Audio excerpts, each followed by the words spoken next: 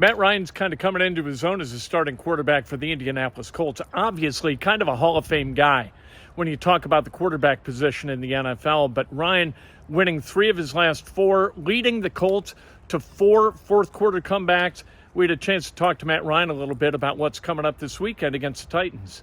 I mean, when did you start to really be crunch time, tight window? I can go to this guy. I think back to Kansas City. He made a great catch for us on the sideline in the fourth quarter, to kind of put us in position to allow Jelani to make a play.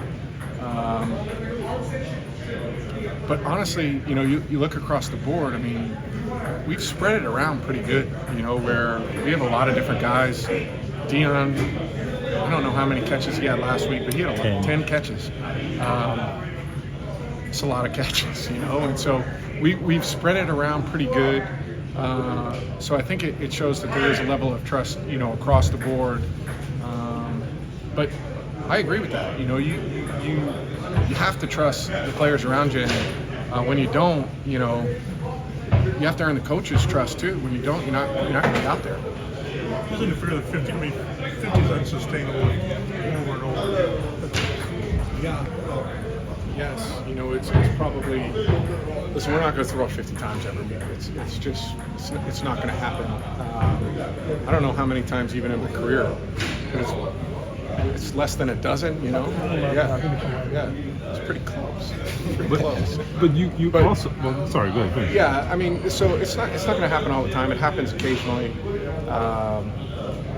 And when it does, you've got to make it work. But more often than not, you're striving for some balance, and I think on balance for the year, I think those things kind of tend to come back.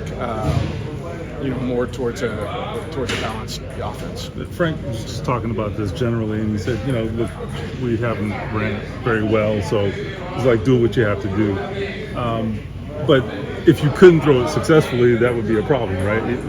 If you did throw it 58 times, if it wasn't generating anything, it doesn't get you anywhere. I guess my question is, the fact that you were able to generate a consistent passing game, does it show the versatility maybe of the offense? I think so. Because I think people thought of this as this run-first team, you know what I'm saying? Sure, and obviously we'd like to be firing on all cylinders. I think that's when we're going to be at our best.